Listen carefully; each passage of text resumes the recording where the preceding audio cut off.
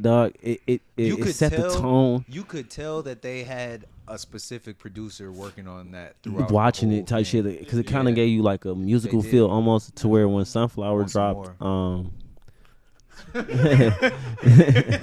when Sunflower dropped in the first movie, it felt like Sunflower was a fire record, and they would just find a place to put it. Yeah. To where this movie, it felt like the Metro Boomin probably watched the movie and reacted to it. Yeah, you get what I'm saying? Because Sunflower's fucking nuts, dog. Because it started off with like that. It started off with like a hip hoppy like that in that first scene where it showed Miles' reality. Well, but remember,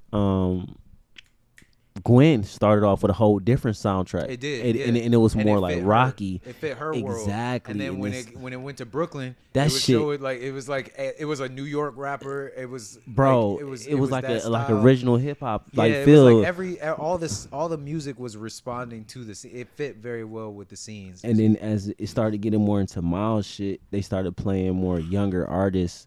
Heard some auto-tune. Auto-tune, and then it started like vibing like that, and I'm like, yo, this shit. So that soundtrack, I think with the party too. They were playing like reggaeton and like all kinds of stuff. Bro, you feel me? India, when they went to India, bro, that shit. That whole. But that's what I'm saying. Like I feel like in the other movies, like other like Spider-Man movies, feel like maybe that's part of why like I've heard like some of my other friends say this too, like. Those Spider-Verse movies are like the best Spider-Man movies. Period. But I feel like Spider-Man, like the live action Spider-Man movies kind of come in a box. Like with they got a ceiling. There's kind of free range to these movies, and they can do more with it. Like you can implement every Spider-Man that ever existed in this movie. Yeah, you can. And just throw him in there, and then just get somebody see him to voice interact with them, and just like all that. Like, bro, they had like Andrew Garfield Spider-Man in there. Yeah. That was sweet, bro. They had Tobey Maguire's too. Yeah, it was in like one of the little clips. notes. He's watching. Watch Uncle Ben die again. It was when they were talking about again. Uncle Ben kept dying. I didn't see his. I was looking for him. I didn't see his. Yeah, no, it was in the background when they were talking about how every Spider-Man has a canon moment. Yeah. And it was showing his was Uncle Ben dying. On the ground, and it just kept replaying that one scene, and then, I mean, it was the same time as Andrew Garfield's. Andrew Garfield's was the first part. Oh, but I mean, they had canon events for everything, like even comic book events in there and all that shit. Yeah. So that was actually really dope. Also, I just want to point this out real quick, fun fact, because everybody's gonna go for another watch. No Jesus jokes. No, not yet, but I'll nail it at the end. Now if you see. All right, guys, come on, listen to me. All right. And when we first meet Miguel with Miles in his little lair, you picked him. In his little lair, you said it. You set me up. That's on you, dude. Okay. So you sound like I'm Judas. Okay, but go ahead. Just know you got your silver. Just finish the goddamn thought. My bad. You'll keep doing it. No, in the scene where they first meet Miguel with Miles in his little lair, in the background, you see his new outfit in the comic books. Miguel's outfit? Yeah, it's white and red, and I think white, red, and silver. Like the body is white. He's got a red. That. It's in the background. That's fucking cold. I'm gonna have to. When I go see it again, Spider-Man PS4 game. It's one of the skins on the Spider-Man PS4 game. Oh, they was playing that in the movie too. Yeah, that was dope. And he was in the movie when they were like. They said I think they said PC or some shit, and he was like, "Me?"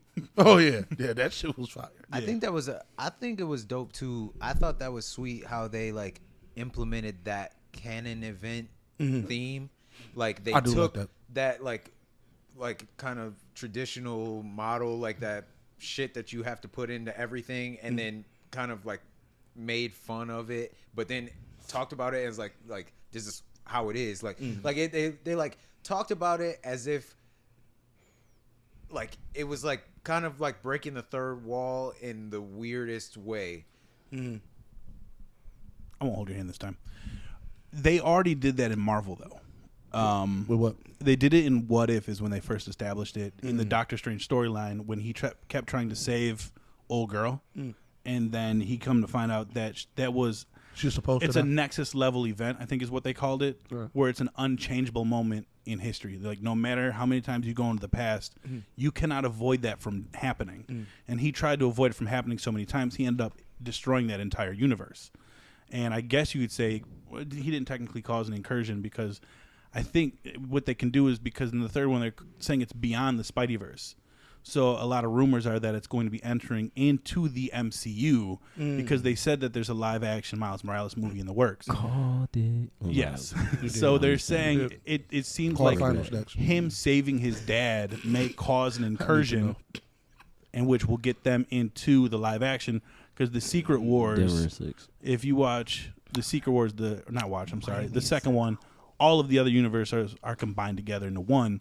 So it would make sense that Miles Morales would be brought to the live action in a combined universe due to the incursions in Secret Wars.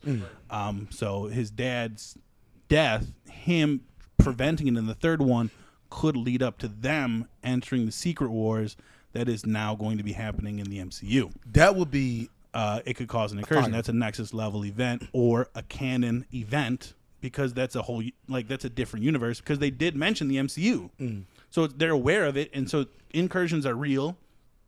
Nexus level events are real. They just call them canon events. But all they would just, I know this would make the movie shorter, but all he would have to do is prevent his dad from being the captain. Like, if there would be another captain, and then that captain could take the fall and let that nigga die. You know, like, whatever. It doesn't matter about another person dying. It's about his dad. His dad has to die. But he already. But that's what. That's. Give me this.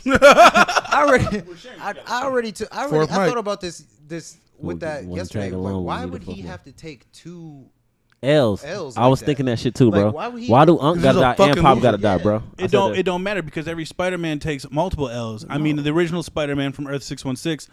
Uncle Ben dies, then Captain Stacy dies, then Gwen Stacy dies, then he loses his marriage with MJ by making a deal with the devil that he can never fall in love with her again, because Aunt May got shot and she was dying. So